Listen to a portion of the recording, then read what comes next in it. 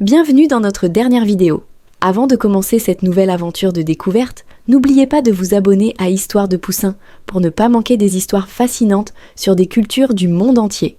Dans cette vidéo, nous explorerons la culture unique des peuples esquimaux, l'une des communautés ethniques les plus distinctives. Leur mode de vie remarquable a longtemps captivé l'attention du monde en raison de leur résilience à s'adapter à des conditions naturelles difficiles, ainsi que de leurs coutumes, croyances et normes sociales distinctes.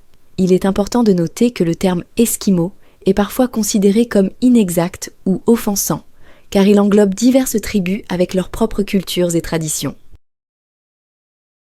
Perspective sur les relations et l'ouverture dans la dynamique familiale. Chez les Esquimaux, les émotions et les relations familiales ne sont pas liées par des normes strictes, contrairement à de nombreuses autres sociétés. Ils ont une perspective relativement ouverte sur la sexualité, similaire aux anciens peuples tribaux, comme les Mongols ou les Romains. Une coutume notable est l'échange de femmes, perçu comme un geste d'hospitalité. Cette pratique reflète la gratitude et le respect entre les membres de la communauté et envers les visiteurs. Cependant, cela ne se produit pas spontanément et est souvent accompagné de rituels spirituels, généralement dirigés par un chaman. Après avoir rencontré des cultures occidentales, certaines coutumes esquimaudes ont évolué et sont devenues plus diversifiées.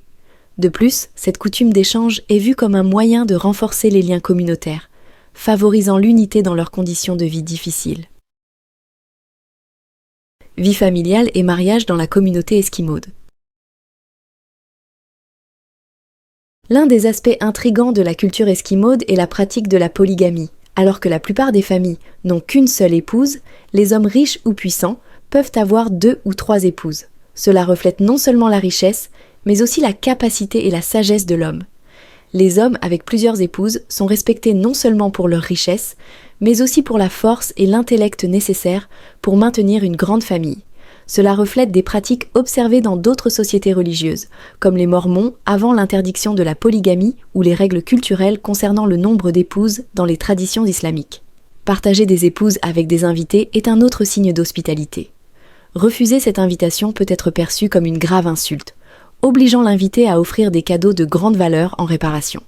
Cette coutume souligne le respect entre les membres de la communauté et met en évidence l'importance de maintenir des relations étroites, surtout dans des conditions de vie difficiles où l'unité et le partage sont cruciaux pour la survie.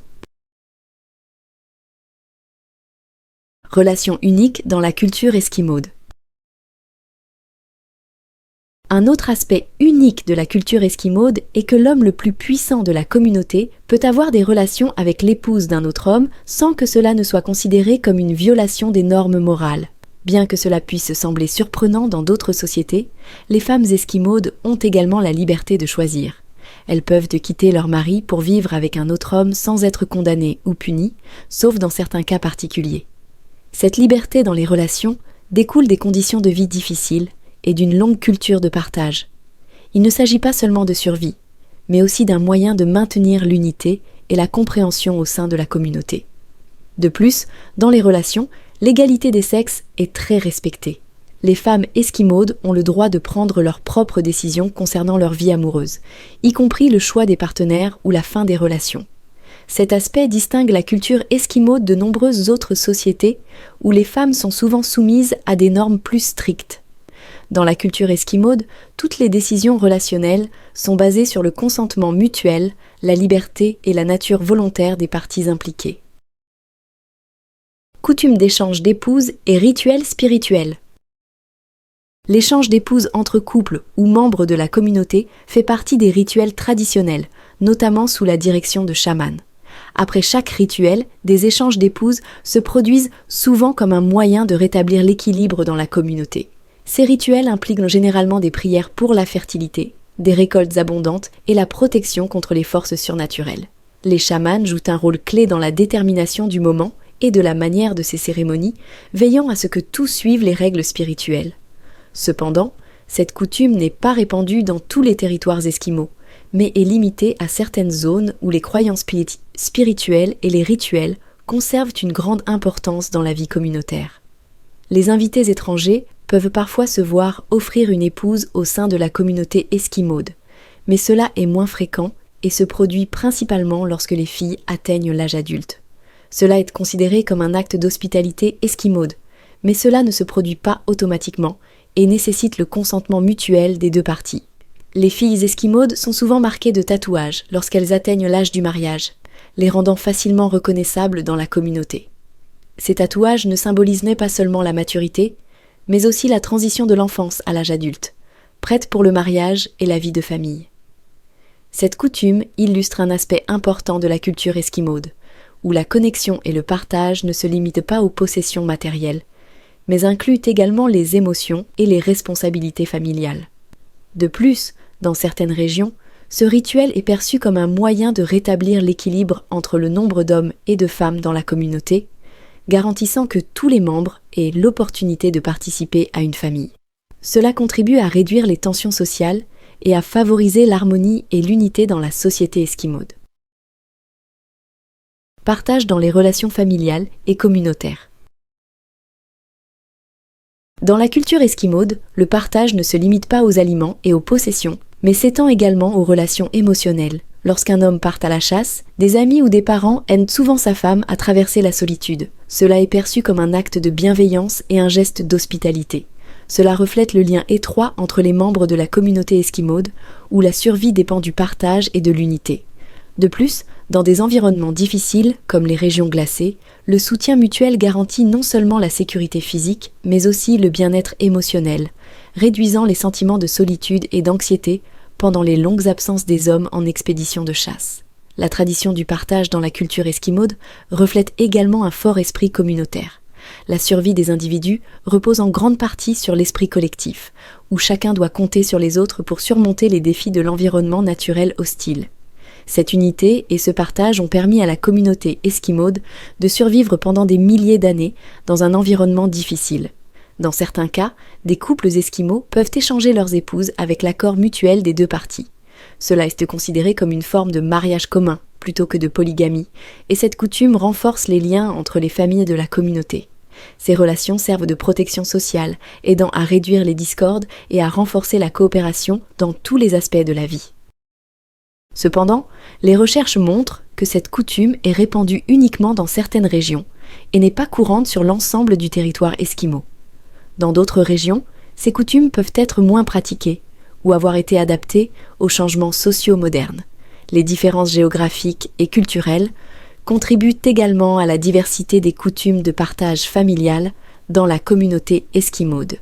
L'hospitalité revêt également une signification spirituelle et sociale profonde. Le consentement mutuel des parties impliquées reflète non seulement la volontarité, mais aussi le respect mutuel entre les membres de la communauté.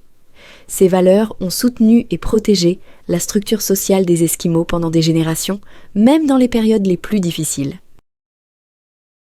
Concept de la sexualité et de la famille dans la culture esquimaude.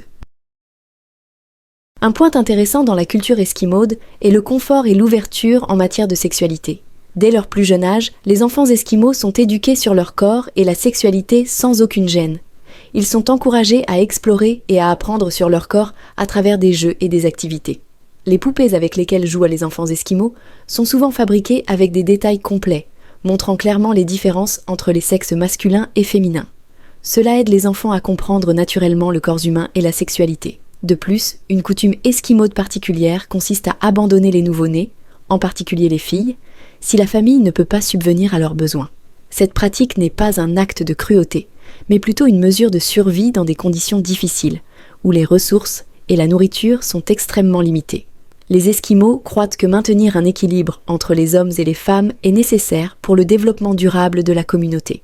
Cependant, cette coutume a disparu à mesure que les Esquimaux ont été en contact avec des civilisations extérieures et ont réalisé l'importance de la diversité génétique.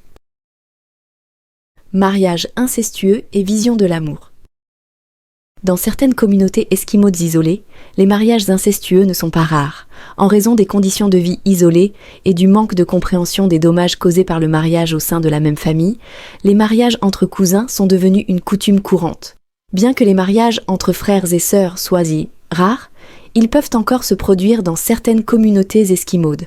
En fait, dans certains contes populaires, ces mariages sont parfois dépeints comme la source de malheur ou même de tragédie.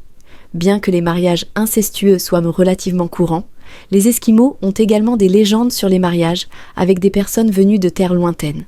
Ces histoires mettent souvent l'accent sur les difficultés, les malheurs ou les défis auxquels sont confrontés les couples qui se marient en dehors de leur communauté, montrant que les Esquimaux étaient conscients des risques liés aux interactions avec d'autres cultures. Vision sur le célibat et l'homosexualité.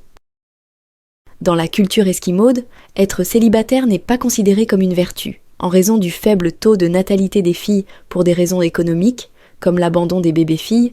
Le nombre de femmes adultes est souvent insuffisant pour répondre à la demande de mariage. Pour résoudre ce problème, certaines communautés esquimaudes ont développé un système de polyandrie, où une femme peut avoir 2 maris. Cela garantit que même les hommes les plus pauvres peuvent avoir des familles et que personne ne doit vivre sans partenaire. De plus, la polyandrie aide à répartir les ressources et les responsabilités tout en renforçant l'unité communautaire. Elle minimise également les conflits émotionnels et matériels dans des conditions de vie difficiles. En ce qui concerne l'homosexualité, les Esquimaux n'ont pas de mot spécifique pour ce concept. Cependant, cela ne signifie pas que les relations entre personnes du même sexe n'existent pas dans leur culture.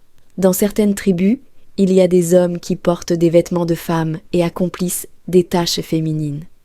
Ils peuvent avoir des relations avec d'autres hommes, mais ne se considèrent pas homosexuels. Cela reflète l'approche flexible et ouverte des Esquimaux vis-à-vis du genre et de la sexualité, mettant l'accent sur la survie et l'adaptation plutôt que sur des normes sociales rigides.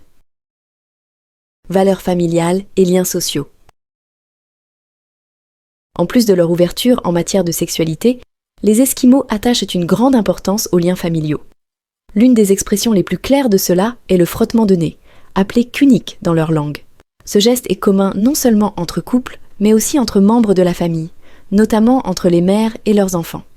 Il sert aux Esquimaux à exprimer l'amour et les liens familiaux, transcendant les aspects sexuels, pour devenir un symbole de confiance et d'affection. Dans la société esquimaude, la famille est une fondation cruciale qui aide à maintenir la survie et le développement de la communauté, avec des valeurs familiales souvent soulignées à travers divers rituels et coutumes. De plus, les Esquimaux sont très généreux et prêts à tout partager entre eux, des aliments et des biens aux relations émotionnelles.